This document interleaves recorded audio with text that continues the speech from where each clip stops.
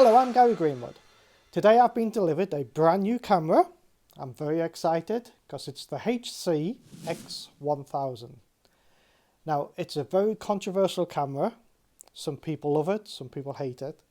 As you can imagine, it's a 4K camera, so there's loads of videos online all about it. Some of these are stunning, fantastic. Lifts my spirits to see them because I think that's a good camera. Unfortunately, there's 5 times more really bad videos online from this camera.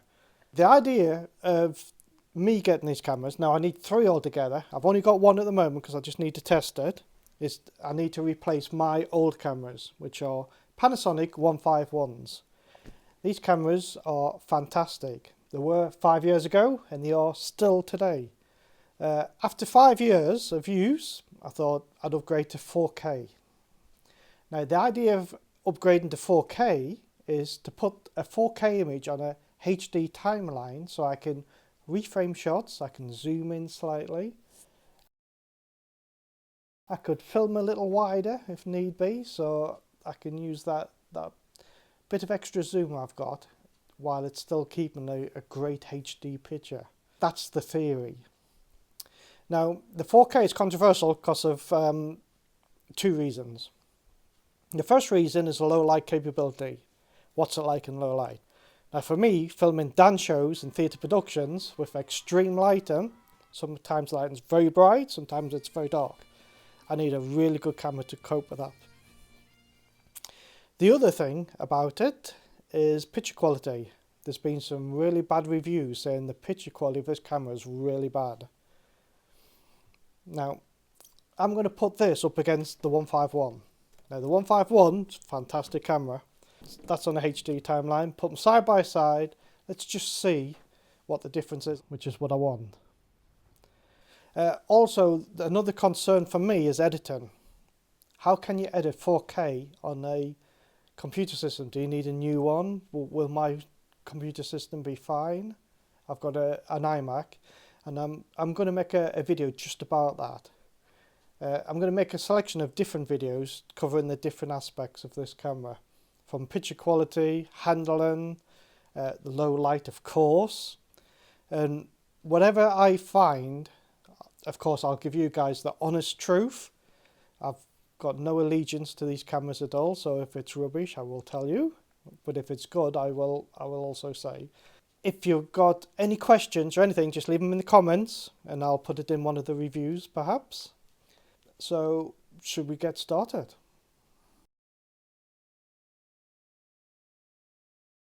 Okay, I've been using this camera for a couple of days now and I'm confident enough to tell you a little about it. The camera's nicely balanced in your hand. It has a nice feel to it. The rings have a nice drag. Buttons are far enough apart that you can push the right button without pushing the wrong one by accident. There's a good beefy battery on the back, and that seems to be lasting quite a long time. I've had it in for all the videos I've took so far. I've took about 30 minutes worth, and it's only used 1 bar off the battery, and there's 4 bars kind of thing. I like the idea of the cover on the front like that, so you don't actually lose the big cover like you would with these other cameras. As long as it keeps working, I'm fine. And it's a good image on the monitor and it's in a good position too. So when you're actually using it, you can see the monitor. It's not too close to you, such as this one was. Now the build of it feels very solid. Of course, I wouldn't recommend dropping it. And when you feel this one and that one, this one actually feels a little bit more solid.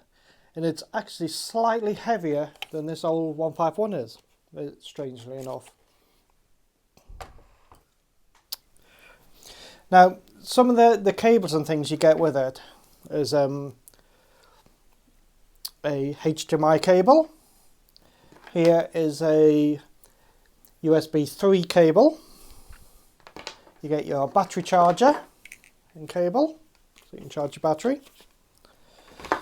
Now this is the electric cable, and unfortunately for me, I'm sometimes working on tripods 6 foot in the air on a standing board stuff, and this spread out at 6 foot, so it'll just might reach the extension, might not. Very short lead there, so it's actually hanging. It'll be hanging like this on the tripod, which I don't like, because if that breaks, it's not good. Little things like that put a big down on the whole product. For me, I'd have rather than put a bit of extra cable on for a £2,000 camera. On this one, when you film something, even on telescopic, most of it is still in focus, you know, the background and the foreground. While on this one, you can focus on your subject and the background's slightly out of focus. I mean, this has got 3cc chips. This one's only got 1/2 inch chip, so the chip's slightly bigger, so that's probably the reason. Anyway, let me show you a few examples. I'll talk you through what I found. I was interested to know how much detail there is in the new camera. So I took a few daylight shots. I even put on a HD timeline and artificially zoomed in where it's marked. And the detail is still there on the zoomed in shots. The colours look very natural.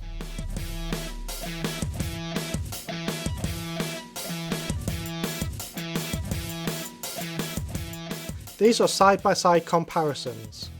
You can see a lot of grain in the 151 shots because it was quite dark this shot.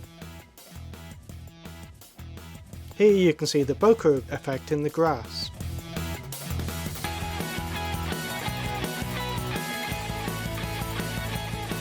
Look at the detail of the cat's face of the X1000. On the 151 it's slightly grainy. Here is another test.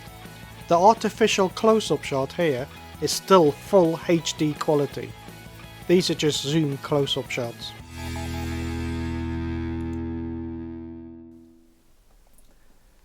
So there you go. Judging from what I've seen over the last few days, during daylight hours, I've not done any nighttime stuff or dark stuff yet, but during normal light hours or lit up like it is now, I've got a little light going, this camera is far superior than the 151s. The picture detail is amazing, as it should be. It's 4K. It's using 150 megabits, while the 151 only uses 24, and it's MPEG-4 versus AVC. Now, I'm not sure if the MPEG-4 is better for editing than AVC, so please leave your thoughts in the comments below about that. So what's this camera used for? It's not for indie films. You're never going to get that cinematographic look and feel that you would get from a DSLR or a large strip camera. It's not for that. It's not designed for that. A camera like this is made for filming live events, news reports, general video camera stuff. The colours are fantastic, as I've mentioned before. I mean, just look at this picture. I've got a little 5.6K light going, LED light going, and the light through the window, that's it. So this is a natural looking picture that you're going to get. If I did this with a 151, for instance, you might get a little blue or green tinge slightly. So the colours are much better. What's it going to be like for dance shows? Well, I'm hopeful that it's going to be good. According to HD Warrior, who's done this review before, he actually took it to a dance show and he said the results are great. Now I'm going to find out because I'm taking it to a rehearsal for a panto tomorrow night. So I'm going to make another film about how it handles the lighting, different angles, etc. that you can get from that. So I'm going to give it a good test against the 151 again. I'm going to take my 151, which is, like I've said before, a really good camera, just to compare them together, see what we get. And if it's a good result, I might actually get 2 more, because I need 3. So until next time, catch you later.